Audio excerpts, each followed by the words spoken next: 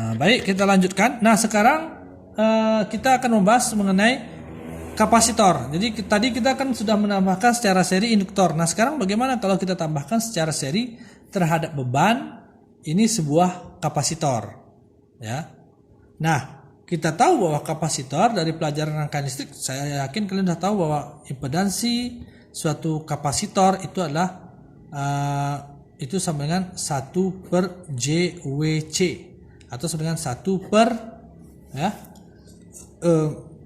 J 2VF C, W ini kan 2VF, maka ZC nya itu ini dia sama kan, 1 per kalau ZC besar itu, kalau ZC kecil dibagi lagi dengan Z0.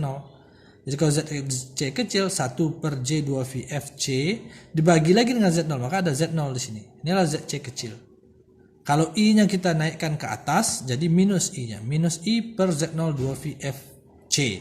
Inilah nilai daripada impedansi daripada sebuah kapasitor nih, C ini, kapasitor. Nah, apa efeknya kalau kita tambahkan suatu kapasitor secara seri terhadap beban di suatu, sebelum dia masuk kita hubungkan dia ke sebuah saluran transmisi? Fungsinya sama dengan induktor tadi juga, bahwa induktor tadi gunanya adalah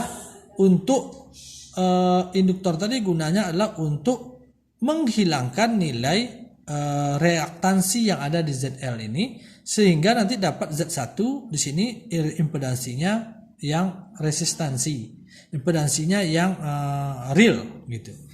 Tetapi bedanya dengan induktor tadi, C ini gunanya adalah untuk menghilangkan nilai reaktansi yang positif di sini. Kalau yang induktor itu reaktansi yang negatif, seperti kita lihat tadi bahwa di sini ya impedansinya reaktansinya negatif. Kalau negatif itu dihilangkan oleh induktor.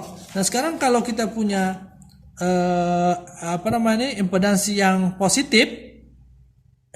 positif reaktansinya, di mana ZL-nya ini misalnya yang positif dia ya kan, R tambah IX gitu ya. Nah, seperti ini, bahwa dia punya ZL-nya itu R tambah IX, berarti R-nya ini positif. Maka positif itu dihilangkan, maka kita tahu bahwa ZL sebenarnya R tambah IX. Maka kita ketahui bahwa Z1 di sini karena ini dihubungkan seri, maka ini adalah ZL ditambah ZC. ZL tambah ZC, ZL-nya adalah R tambah IX, sementara ZC-nya negatif. Ini negatif, min ya.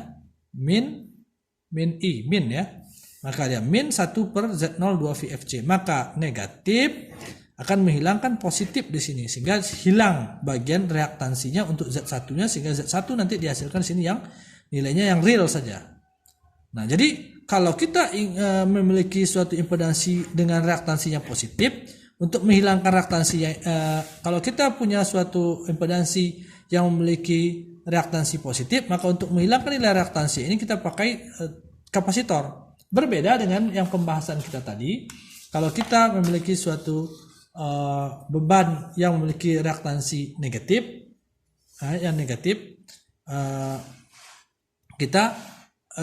kita tambahkan dengan suatu induktor. Nah, seperti itu ya. Kalau reaktansinya positif, kita tambahkan dengan kapasitor. Nah, sama juga bahwa ketika kita tambahkan kapasitor ini akan hilang nilai X-nya ini. Artinya juga kapasitor ini akan menarik nilai ZL menuju nilai Z1, di mana Z1 ini nanti sampai ke titik pusat daripada Smith chart, ya, ke titik pusat dari Smith chart. Jadi dari persamaan ini kita lihat bahwa kapasitor seri akan memindahkan impedansi ZL di sepanjang lingkaran resistansi konstan pada Smith chart, tapi dalam arah yang berbeda dibandingkan dengan induktor seri. Karena arahnya berbeda, ya, arahnya berbeda. Arahnya berlawanan arah jarum jam. Kalau yang induktor tadi searah jarum jam ya. Kalau kita lihat di sini, induktor tadi ini searah jarum jam. Kalau kapasitor nanti berlawanan arah gitu. Berlawanan arah jarum jam dia. Karena dia negatif ya. Tapi dalam arah berbeda dibandingkan dengan induktor seri. Karenanya jika reaktansi impedansi beban ZL X itu adalah positif, maka kita bisa menggunakan kapasitor seri untuk menghilangkan reaktansi ini untuk menghasilkan impedans input yang real, yang tidak ada bagian imajinernya gitu ya, yang tidak ada bagian imajiner. Nah, contohnya seperti ini. Kalau misalnya kita punya suatu bebannya itu ZL, itu nilainya 0,3 tambah I ya. 0,3 tambah I, maka kita tahu bahwa Z1-nya itu adalah ZL ditambah dengan ini ZL ya. ZL ditambah dengan Z kapasitor, karena dia kan seri ZL ditambah Z kapasitor. ZL tambah Z kapasitor sama dengan ZL-nya 0,3 tambah I ditambah ZC. ZC kapasitornya apa tadi? Min I per Z0 2V FC. 1 per Z0 2V FC.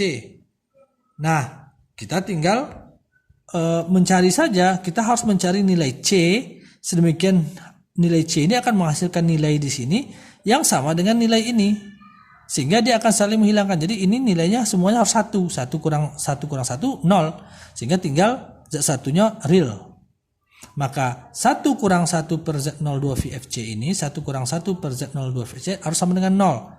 Dengan cara kemudian kita masukkan nilai Z050, 2V 2 kali 3 14, F frekuensinya misalnya 500 MHz di sini. 500 MHz frekuensinya 500 dikali MHz 10 pangkat 6 dan C.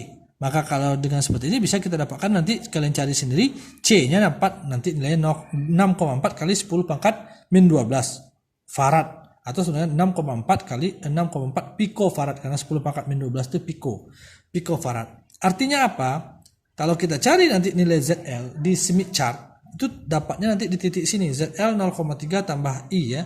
0,3 itu berarti dia berpotongan di lingkaran resistansi konstan 0,3. Ini adalah lingkaran resistansi konstan 0,3. Nih, yang ini nih 0,3. Dan kurva reaktansi konstan 1. Kurva reaktansi konstan 1 itu yang ini. Maka perpotongan lingkaran ini dan kurva ini, inilah titiknya. Maka kita dapatkan nilai ZL-nya di sini. Maka ketika kita nambahkan C kapasitor dengan nilai 6,4 picofarad, itu akan menghasilkan menghilangkan bagian ini, sehingga tinggal 0,3 saja nilainya. Maka Z1-nya sama dengan 0,3. Kita plot Z1 0,3 itu mana? Z1 0,3 itu di titik sini kalau kita cari di Smith chart, di sini dia. Artinya apa? Dengan menambahkan kapasitor 6,4 picofarad itu artinya kita menggerakkan ZL ke titik sini di sepanjang lingkaran resistansi konstan 0,3, sehingga dia pas di 0,3 ini gitu. Ya, di 0,3 ini saja dia pasnya. Sehingga dia tidak sampai ke pusat, harusnya dia sampai ke pusat 0,1 di 1 nih ya, di titik pusat nih. Tapi syarat kalau kita sampai ke titik pusat ini adalah kalau kita berada di lingkaran resistansi konstan 1. Tapi lihat ZL-nya 0,3 tambah I. Apabila ZL-nya misalnya kita ubah 0,3 ini misalnya 1 tambah I, maka baru nanti kita di sini kita bergerak dari titik sini ke sini, baru dia matching sempurna gitu. Kenapa? Karena dia masuk ke titik 0. Titik 0 ini adalah titik yang di mana di sini adalah terjadinya matching sempurna. Tapi karena kita tidak berada di lingkaran resistansi konstan 1 tapi di lingkaran resistansi konstan 0,3, maka kita mencapai nilai real saja, yaitu 0,3, tidak masuk ke sini. Artinya kita semakin sudah melakukan matching, tapi matchingnya belum terlalu sempurna karena masih di titik sini, belum masuk ke titik 0 di tengah ini gitu. Ya, nanti cara untuk mematchingkan apabila kita memiliki nilai ZL 0,3 bukan 1 gitu, sehingga kita bukan di lingkaran resistansi konstan 1 tapi lingkaran resistansi konstan 0,3, untuk membawa titik sini ke titik sini itu ada teknik yang lain. Nanti kita pelajari pada minggu selanjutnya ya. Jadi artinya kalau kita lihat ya, kalau kita coba plot lagi ya, misalnya di Smith chart, kita ambil Smith chart lagi yang baru. Jadi kalian kalau ingin latihan harus punya banyak Smith chart ya. Kalau tidak ya payah. Ya, misalnya di sini kita lihat ZL-nya adalah 0,3 tambah I. Cari 0,3. Lingkaran resistansi konstan 0,3 itu ini nih, 0,3 nih gini. Nah, berpotongan dengan nilai 1 reaktansi konstan 1. Reaktansi konstan 1 itu ini nilai di sini. Maka 0,3 dengan 1 itu di sini. Nah, ya. Ini adalah nilai ZL. ZL sama dengan 0,3 ditambah I, 1I.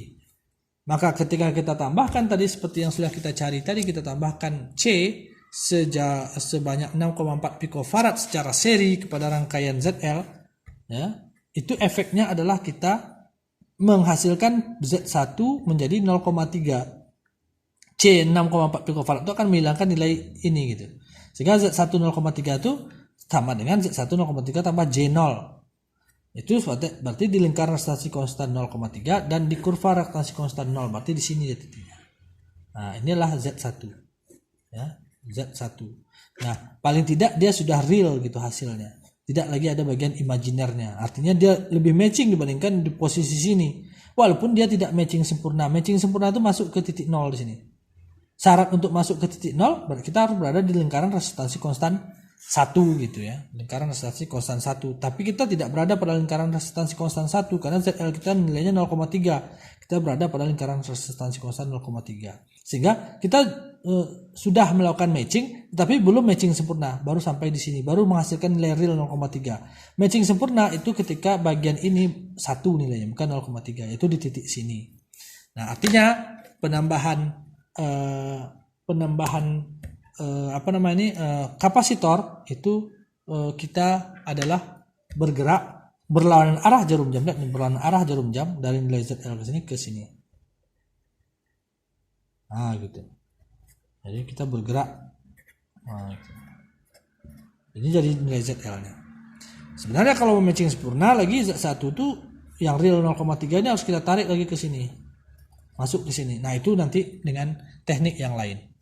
Baik, saya rasa sampai di sini penjelasan yang bisa saya berikan untuk minggu ini. Coba kalian kerjakan nanti soal latihan ataupun tugas yang saya berikan. Kita tutup dengan mengucapkan doa kafaratul majelis. Subhanakallahumma wa bihamdika asyhadu an la ilaha illa anta astaghfiruka wa atubu ilaik. Assalamualaikum warahmatullahi wabarakatuh.